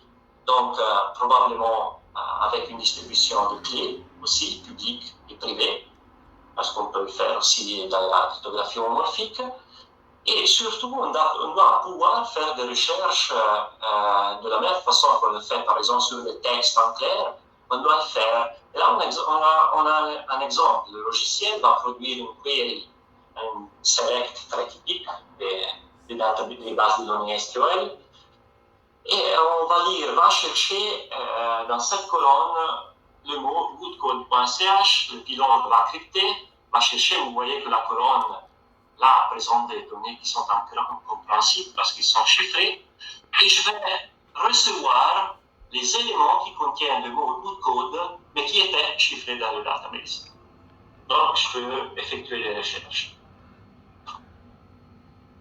Plus loin, on peut construire pour certains domaines comme la biotechnologie ou l'ingénierie génétique, qui doivent manipuler beaucoup de données personnelles. On peut créer des systèmes de bases de données qui parlent entre eux et qui, en utilisant, en exposant des parties diverses de cet ensemble de données, peuvent construire un vrai network, un vrai réseau de services qui acceptent des questions et répondent des données. Et là, j'utilise les systèmes de base de données pour en arriver à quoi? Au fait, comme Edouard l'a déjà souligné, qu'aujourd'hui, on a beaucoup de services sur le cloud. Donc, même les bases de données, on va, disons, louer ou acheter un service qui va nous proposer. Et là, quand on est sur le cloud, on a des API, donc on ne va pas s'attacher directement au database. C'est très rare qu'on expose ça, qu'un service cloud va exposer ça. En général, il va exposer une application public interface, et c'est ça que le pilote côté environnement sécurisé va utiliser pour poser des questions et recevoir des réponses. Voilà, on commence à voir qu'on a des services structurés comme des bases de données, qu'on peut les mettre sur le cloud, qu'on peut les utiliser d'une manière, on dit en anglais, seamless, donc beaucoup de programmeurs ne doivent pas trop changer. Ils doivent installer un pilote, utiliser un libère, mais quand même ils ne doivent pas changer tous les logiciels, tout ce qui a été produit avant. Et on en arrive donc à l'autre grande application que je veux raconter ce soir, c'est l'intelligence artificielle. Je fais une petite parenthèse sur ça parce qu'on en entend parler tous les jours, mais beaucoup de gens peut-être ne savent pas vraiment qu'est-ce que c'est. Il y a des gens même qui pensent qu'on est très proche d'avoir des ordinateurs qui résonnent et qui parlent comme des personnes. On est très loin de là. Ce que je veux parler plutôt du machine learning, donc de l'apprentissage automatique. C'est ça qui est très mûr et qui était très développé dans l'industrie aussi. Donc, un petit peu d'histoire, algorithmes d'intelligence artificielle qu'on trouve aujourd'hui, même dans votre device, dans votre mobile ou dans votre ordinateur, c'est des algorithmes formalisés dans les années 90 ou aussi 80. Aujourd'hui, qu'est-ce que c'est la différence? C'est qu'on a le hardware, hein? On a les ressources pour exécuter assez vite ces algorithmes. Et donc, on a eu une diffusion des applications de l'intelligence artificielle et une croissance d'entreprises qui se sont spécialisées à faire ça. Et à faire ça non seulement internement, mais à offrir des services d'intelligence artificielle directement à des clients, à des tiers parties. Là, on voit un graphique des investissements sur différents domaines de l'intelligence artificielle. On voit à gauche le machine learning, celui qui a beaucoup plus de financement, parce que c'est celui qui est plus utilisé et c'est celui pour lequel il y a plus de demandes. Donc, à droite, on a une augmentation de demande là aussi. Par exemple, les CV platforms, CV, ça signifie computer vision. On peut faire de la computer vision, donc ça signifie qu'on a un logiciel qui reconnaît par moyen d'une vidéo des objets dans une vidéo, etc. On a aussi le NLP, c'est le Natural Language Processing, dans l'intelligence artificielle, on l'utilise pour comprendre des textes ou pour écouter des personnes et faire des transcriptions, etc. Donc, c'est des services très évolués. Je fais un zoom en dehors pour montrer une séparation théorique. Donc, voilà de ce qu'on parle. On parle du machine learning, qui est un sous-ensemble d'un grand ensemble de l'intelligence artificielle qui s'appelle subsymbolic ou statistical AI.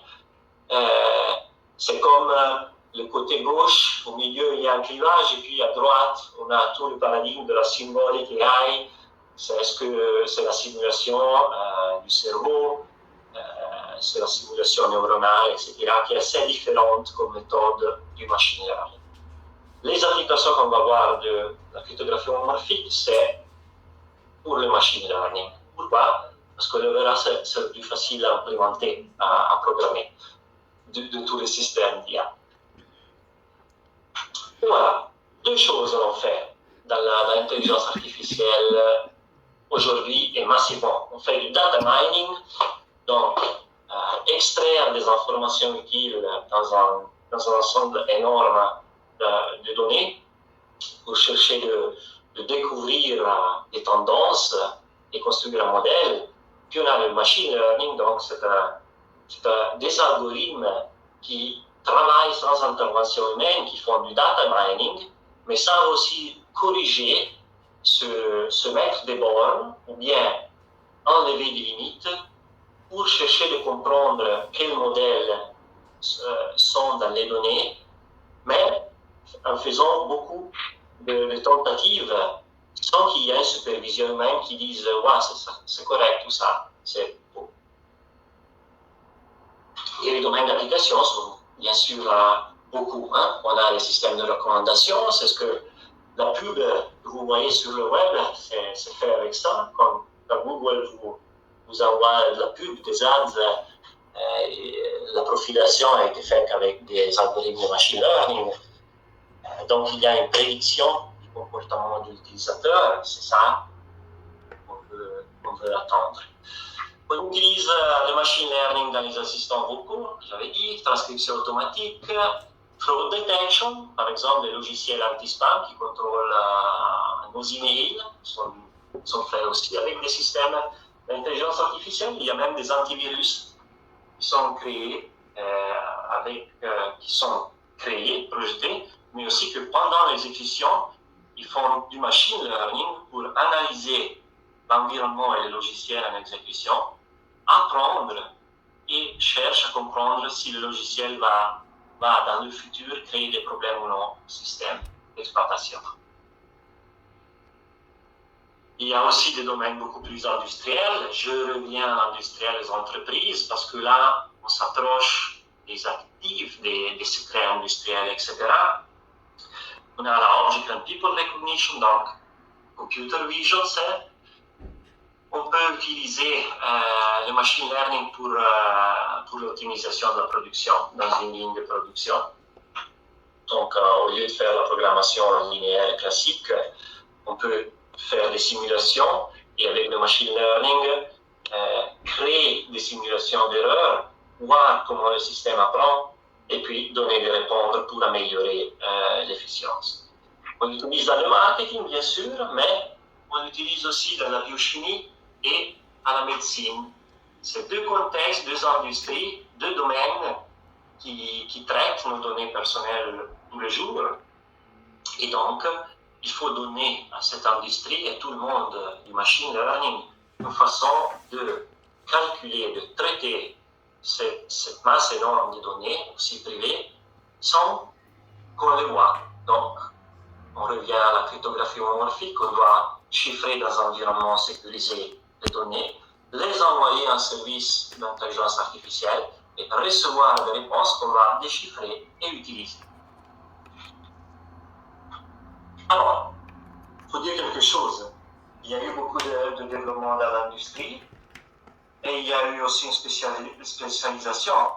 En général, aujourd'hui, par exemple, une entreprise qui fait du biotech, qui fait des analyses, qui fait du machine learning sur des données personnelles pour, par exemple, développer ou dessiner un nouveau produit, par exemple, ça peut être un instrument ou quelque chose, une nouvelle, comment est-ce qu'on dit, pharmacon,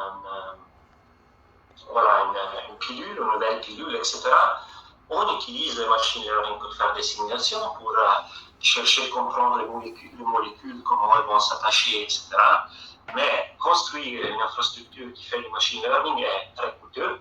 On ne le fait plus internement parce qu'on doit investir beaucoup dans l'hardware, on a besoin de techniciens, d'informaticiens spécialisés qui traitent ça. En plus des gens, des personnes et des ressources qu'on doit engager pour la recherche elle-même. Donc, c'est comme si on faisait 2 fois la recherche. Qu'est-ce qui s'est passé dans les dernières années? On a beaucoup d'entreprises qui se sont spécialisées en offrant ces services de machine learning et ils le font sur le cloud. Et on a donc les géants qu'on connaît déjà du cloud qui offrent aussi des services de machine learning. On doit utiliser le cloud aussi parce que, bien sûr, on a des caractéristiques très avantageuses comme la connexion vite, le fait qu'on ne doit pas penser à l'hardware et qu'on ne prend pas de risques, ou bien on délègue certains risques. On délègue aussi le risque de perdre des données ou que les données soient volées et qu'elles soient visibles. Et donc, il faut les chiffrer. Aujourd'hui, on a ce qu'on appelle le machine learning as a service, donc des services très dédiés avec des API. Les 3 grands fournisseurs de services cloud font ça depuis des années. Si par exemple vous créez un account sur Google Cloud Console, en 5 minutes, Vous pouvez mettre en place un service, par exemple, d'analyse de photographie qui vous dit s'il y a un chat ou non dans une photographie. Donc, c'est très direct, très utilisable, assez facile à configurer pour des travailleurs de campagne. Je ne le fais pas seulement par moyen de API. Les services cloud d'intelligence artificielle se sont évolués, donc aujourd'hui on offre même des machines virtuelles. Nous, en Moodcode, on utilise, par exemple, pour un client, on fait de la prédiction avec du machine learning. On a dû louer une machine virtuelle spécialisée qui possède une GPU, donc un processeur graphique. On ne peut pas le faire directement en parlant avec une API. Donc voilà qu'il y a aussi la naissance de services beaucoup plus structurés. Donc voilà que les plus grands fournisseurs de services cloud offrent la moitié en moyenne de ce qui est nécessaire. Aujourd'hui, c'est un petit peu plus, on voit que Microsoft est le leader, mais les autres sont en train, eux aussi, de développer beaucoup de services. Donc, c'est assez facile de comprendre pourquoi tout le monde veut utiliser le machine learning as a service, comme nous, parce que les entreprises peuvent rapidement prototyper et commencer à utiliser des applications de machine learning, et il n'y a pas de coût d'investissement dans l'infrastructure interne et dans les ressources. On a des avantages et des inconvénients quand même. Les services cloud sont prêts, donc c'est out of the box, sont très bien documentés, très intuitifs, faciles à utiliser. Si mon programmeur doit faire un client, un pilote qui parle avec Google Cloud demi-journée, il a implémenté, donc c'est très facile pour l'entreprise et les coûts ne sont pas beaucoup. Mais on a le problème sur le cloud qu'on a avec les autres services, pas seulement le machine learning. D'abord, on doit s'adapter à une certaine façon de faire du cloud provider qu'on va choisir. Le deuxième, c'est la dette technologique, ce qu'on appelle la dette technologique. Le problème du lock-in. Donc, si l'entreprise construit tout un stack, tout un ensemble de logiciels, de services qui va vendre à ses clients, qui repose sur une certaine façon de faire du cloud, bien, il faut que le cloud existe dans les années à venir, parce que moi, j'ai pris le risque de construire mes produits avec cette façon de faire. Et donc, forcément, je vais m'adapter, je vais devenir une sorte d'allié ou de vassal, de dépendant de ce provider cloud. Donc, comme je dois déjà sacrifier d'une certaine façon la liberté de programmer, je dois quand même chercher une façon de cacher les données, de ne pas envoyer aussi les données au cloud provider. Pourquoi je dois penser à ça? Parce que même si on loue ou on achète un service sur un cloud, même si je suis l'administrateur, que j'ai toutes les clés, les master keys, etc., ça n'empêche pas un sysadmin ou un collaborateur, par exemple, de Amazon ou de Microsoft, de se lever la nuit, entrer par un backdoor dans mon système et tout voler. Et je ne me rends même pas compte. Donc, même si on doit faire confiance au cloud, moi, l'industrie ne veut pas.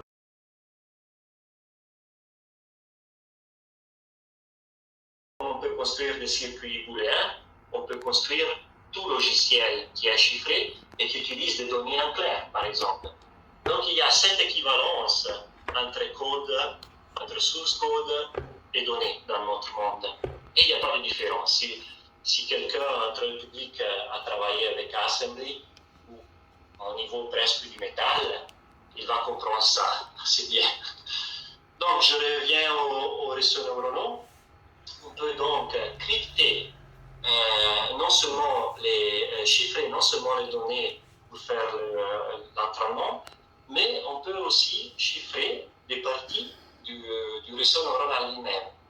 Par exemple, les poids. Les poids, c'est des coefficients linéaires qui sont multipliés à un output qu'on a d'une autre fonction. On voit là qu'on a des fonctions logistiques, par exemple, ou des fonctions de normalisation. Ça aussi, on peut les implémenter. Ils utilisent des données chiffrées avec des techniques homomorphiques.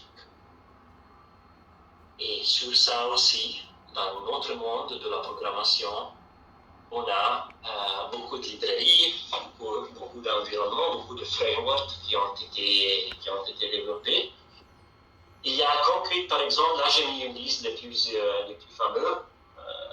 Et le premier en particulier est implémenté par XAM. Je vais parler de XAM dans quelques instants parce que c'est une entreprise qui a été fondée par un pays, un des cryptographes comme Eduardo a mentionné avant, très fameux, qui a développé un algorithme de cryptographie partielle, mais il a fait aussi recherche dans l'homomorphie complète.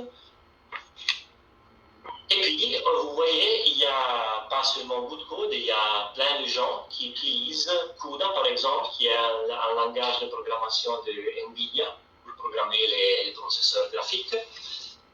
Et pourquoi? Parce qu'on voit là que soit avec la méthode, le paradigme numérique, soit avec le paradigme algébrique, les processeurs graphiques sont beaucoup plus vite pour traiter les calculs homomorphiques.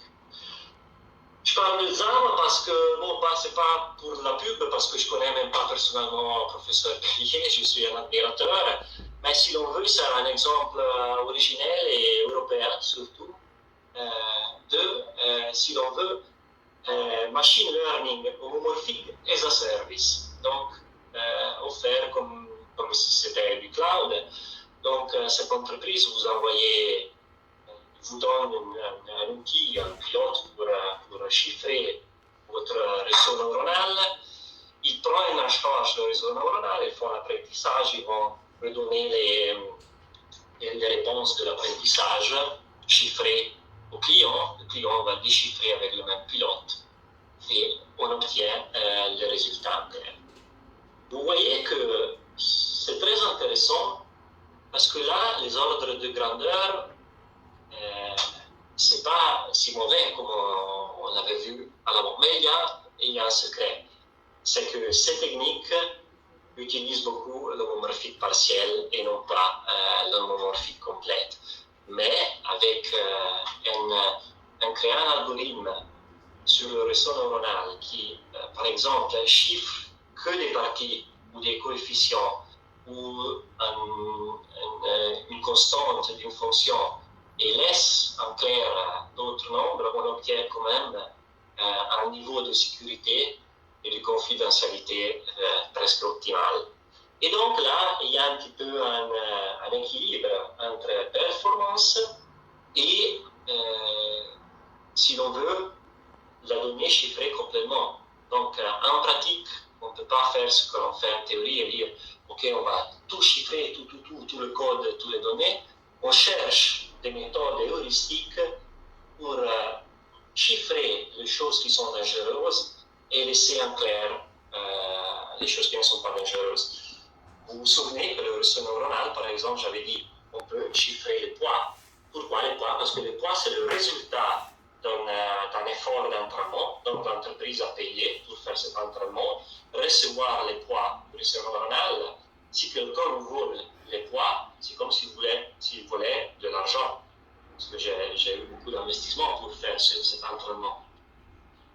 Et là, avec la naissance des services de la cryptographie homomorphique as a service appliquée à l'intelligence artificielle, on aboutit à ce qu'on appelle la end-to-end encryption pour l'intelligence artificielle, donc un ensemble d'acteurs et de services de tiers qui se parlent et qui cachent homomorphiquement à l'information et permettent quand même le calcul et l'utilisation des ressources qui sont magnifiques par ailleurs que les providers cloud mettent à disposition.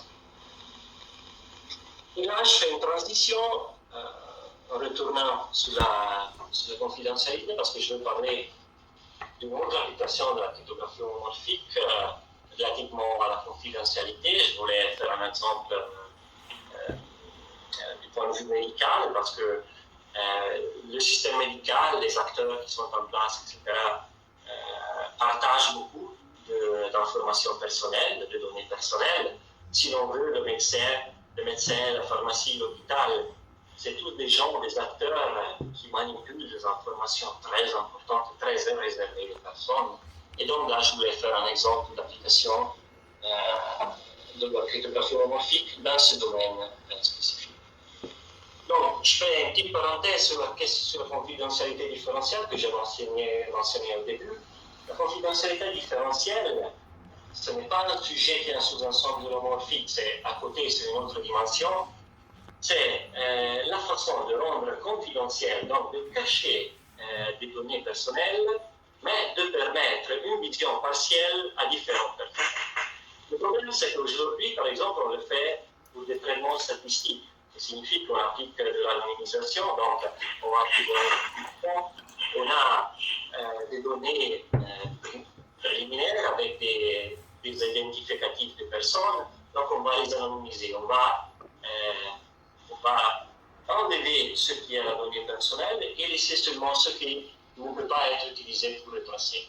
Le problème, c'est qu'on n'a pas une théorie et des règles bien précises, donc chacun le fait à sa manière et on a plein de problèmes, parce que tous les jours on entend des problèmes de fuite, de vol de données privées.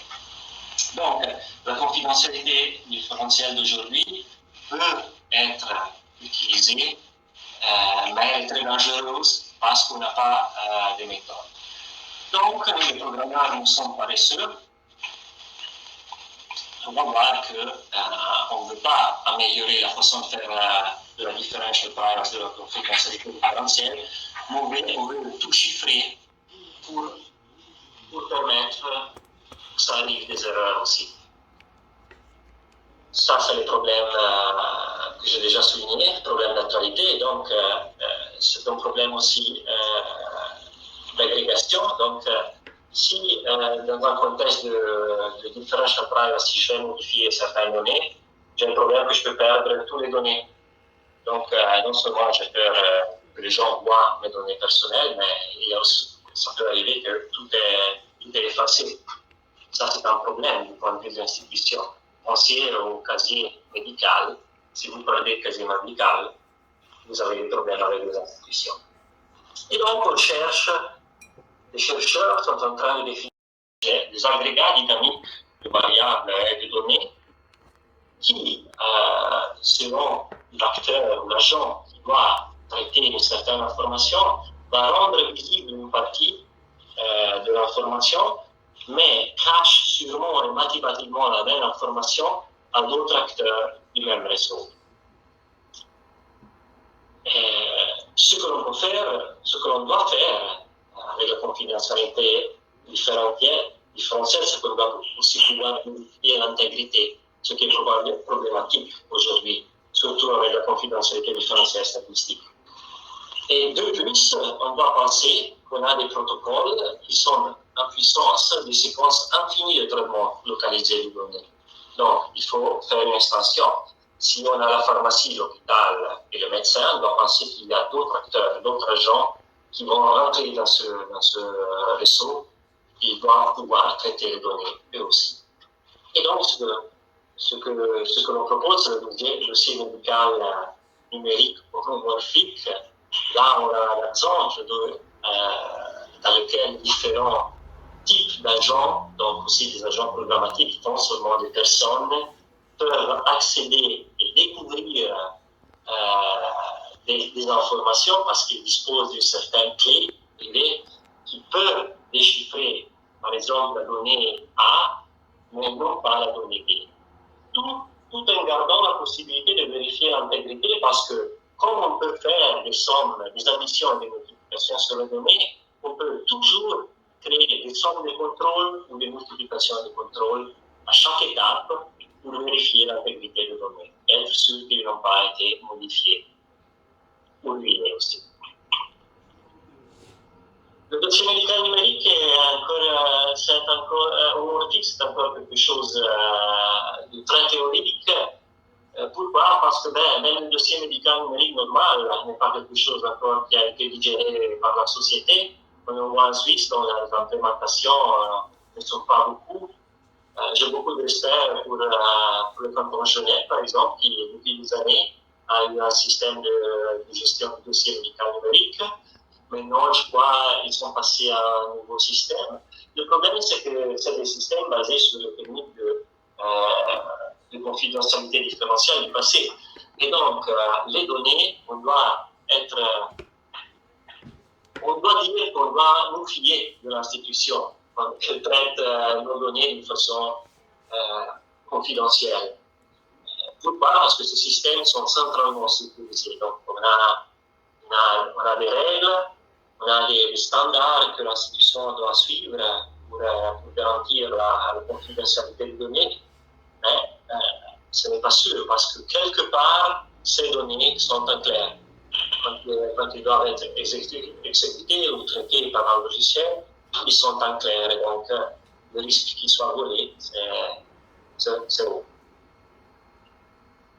En réalité, le dossier médical numérique, j'ai aimé cet exemple parce que ça représente le début d'une démarche vers toute application possible pour n'importe quelle structure de données. Pensez à toutes les relations qu'on a avec l'institution, avec la banque ou avec l'État même. Par exemple, le casier judiciaire, le casier pénal peut être traité de la même façon. Pour aboutir à quoi? Une idée très romantique que j'ai, mais je pense que le futur, c'est ça, parce que je crois que les données personnelles doivent être cachées. C'est un droit de nos sociétés libérales. Le fait qu'on dit moi j'ai rien caché, donc je ne dois pas cacher, c'est faux. Tout le monde, chacun de nous a quelque chose à cacher, même notre identité. Si ce n'est pas nécessaire pour quelqu'un d'autre de connaître mon nom et prénom, je ne veux pas qu'il sache. Même si ce n'est pas quelque chose que je devrais cacher, parce qu'avec un nom et un prénom, c'est pas que quelque chose de terrible arrive. Mais le rêve, c'est d'en arriver par moyen de la cryptographie homomorphique, d'arriver à la end-to-end encryption universelle. Donc, on a les acteurs sur le cloud, les agents spécialisés, les êtres humains, le logiciel, tous dans un réseau dans lequel toutes les données, à tout moment, sont chiffrées. Ça, c'est le rêve, mais je pense que c'est le but des chercheurs et aussi des entreprises, parce qu'on a une force qui pousse dans cette direction. Puis, il y a quelques politiciens qui, pour faciliter les choses, veulent que toutes les données soient en clair, parce que j'ai peur des terroristes, mais on ne peut pas sacrifier notre confidentialité, parce qu'il y a 1% de gens méchants qui utilisent des données d'une façon mauvaise. Donc, là, j'ai fait un petit manifeste de ce que je crois. Je crois sincèrement que la cryptographie homomorphique va enlever beaucoup de problèmes. Pourquoi? Parce que je me pose plus la question comment je vais cacher, est-ce que je suis sûr que non, tout est caché, mais quand même je peux faire des calculs sur ça. Merci. Ça n'a pas été facile avec mon accent. J'espère que c'était compréhensible quand même. J'ai vu qu'il y a des questions qui sont empilées à droite. Vous pouvez Villiers, professeur Villiers. Merci Paolo, merci beaucoup pour ce long exposé, effectivement très très intéressant. Alors Eduardo en a profité en fait pour répondre à la plupart des questions, puisqu'il y a beaucoup de réponses. Je pense que vous avez pu tous les voir, toutes ces réponses. Il y a juste une question en fait d'Amina Bousmara, auquel il me semble il n'y a pas eu de réponse, mais c'est peut-être une réponse qui risque d'être un petit peu longue. Alors j'ai juste la question: avec quels outils la mise en place de la crypto-homographie est-elle possible, hard et soft? Alors je ne sais pas si on peut répondre directement à cette question, parce que c'est peut-être la liste est peut-être assez. Oui, mais je peux répondre non. Non, je pense que c'est plutôt sur le niveau. Non, je pense avoir compris. C'est une question pour les programmeurs, ça aussi. Un public assez ces connaisseurs de l'informatique. À tout niveau, ça signifie que avant j'ai montré le stack. Le stack, c'est effectivement la représentation abstraite par niveau de différents contextes avec lesquels on formalise et on décide et on implémente du code. J'avais un professeur à l'université qui disait l'hardware, ce n'est rien d'autre que du software pétrifié. Et d'ailleurs, c'est vrai, du point de vue théorique et computationnel, l'hardware, ce n'est que du software, mais qui ne change pas, que je ne peux pas changer. Enfin, je peux le casser, mais je ne peux pas le changer. Donc, à tout niveau, comme on a eu la généralisation dans la théorie de la computationnelle, comme le monomorphique supporte l'addition à la multiplication, eh bien, tout formalisme numérique, que ce soit à haut niveau dans une libraire ou dans le métal, c'est identique. Est-ce que j'avais compris la question? Oui, je pense qu'on peut répondre de cette manière. Ça veut dire que tout modèle statistique... Oui, tu veux répondre? Excuse-moi. Parce que j'ai fait une réponse aussi. Ah, tu as fait une réponse, je ne l'avais pas vue. Mais je voulais justement en venir. Donc, il est vrai que le fait d'envisager un système complètement homomorphe, on a prouvé ça demande quand même des structures, des architectures mathématiques extrêmement complexes. Et donc, c'est un monde dans lequel on n'a pas l'habitude de bouger. Alors, on a les softwares maintenant qui permettent de créer des modèles pour qu'on soit capable d'évoluer dans ce monde. Et il y aura des architectures hardware qui vont suivre pour être en mesure d'évoluer facilement dans ce monde. Alors, nous, on a des ordinateurs par la plupart qui sont génériques, qui peuvent faire donc, je dirais, les opérations les plus classiques dans des contextes numériques classiques, les entiers, les réels, donc de nombres normaux. Là, il faudra simplement adapter le matériel, le hardware, à ces nouvelles structures, à ces nouveaux champs mathématiques qui sont ceux de la cryptographie homomorphique. Donc, par exemple, nos ordinateurs ne sont pas faits pour travailler sur des lattices. La plupart tous ces algorithmes qu'on voit travaillent sur des lattices. Et j'imagine que tous les efforts qu'on fait pour mettre en place des architectures hardware adaptées à la morphie vont justement dans ce sens-là. D'accord. Bah, écoute, merci pour cette réponse. Merci beaucoup. Bon, est-ce qu'il y a éventuellement d'autres questions encore de la part de ceux qui ont écouté ces exposés? J'ai répondu aux questions sur les oui. C'est peut-être bien s'il y a des gens qui posent des questions oralement aussi. C'est toujours agréable d'avoir une interaction directe. Une interaction directe, voilà. C'est pour ça que je pose la question directement. Voilà. Et à ce moment-là, il faut ouvrir le micro à la personne qui veut interagir, tout simplement. Non, il n'y a pas de questions supplémentaires, apparemment. Donc, est-ce qu'on peut clore en fait directement donc cette séance? Je vais peut-être laisser la parole à Sylvie Perrin-Jacquet, peut-être.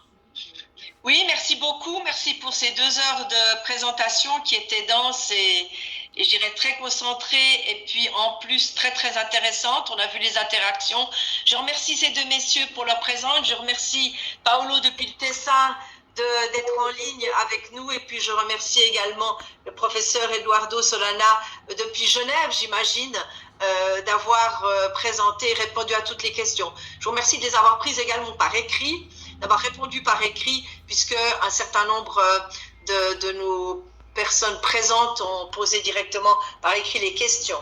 Ce que j'aimerais, c'est souhaiter à chacune et chacun un très bel été. On se retrouvera à la rentrée, parce que c'était le dernier événement en virtuel avant les vacances, et on est en train de vous mijoter le programme d'automne. Mais en tous les cas, le contenu de ce soir était passionnant, intéressant, instructif. Je lis tout ce qui figure sur les commentaires qui défilent sur le côté. Messieurs, ce soir, vous aviez un fans club assidu, concentré et très présent. Merci infiniment. On se réjouit de pouvoir, j'imagine, donner une suite parce que vous avez ouvert des portes et des pistes de réflexion et j'imagine que le CLUSI se fera un plaisir d'organiser une suite. Espérons-le une fois en présentiel dans les mois à venir en terre romande et nous nous ferons un plaisir d'accueillir Paolo en Suisse romande. Merci messieurs, merci encore Jean-Luc d'avoir été modérateur. Merci. Très bel Merci été beaucoup. à vous toutes et à vous tous. On vous retrouve à la rentrée, même lieu, même heure. À bientôt. Au revoir, prenez soin de vous. Très bel été, profitez des terrasses. Au revoir. Au Merci revoir. à toutes et à Merci tous. beaucoup. Au Merci. revoir et merci Au revoir. encore. Merci. Au revoir. Merci beaucoup.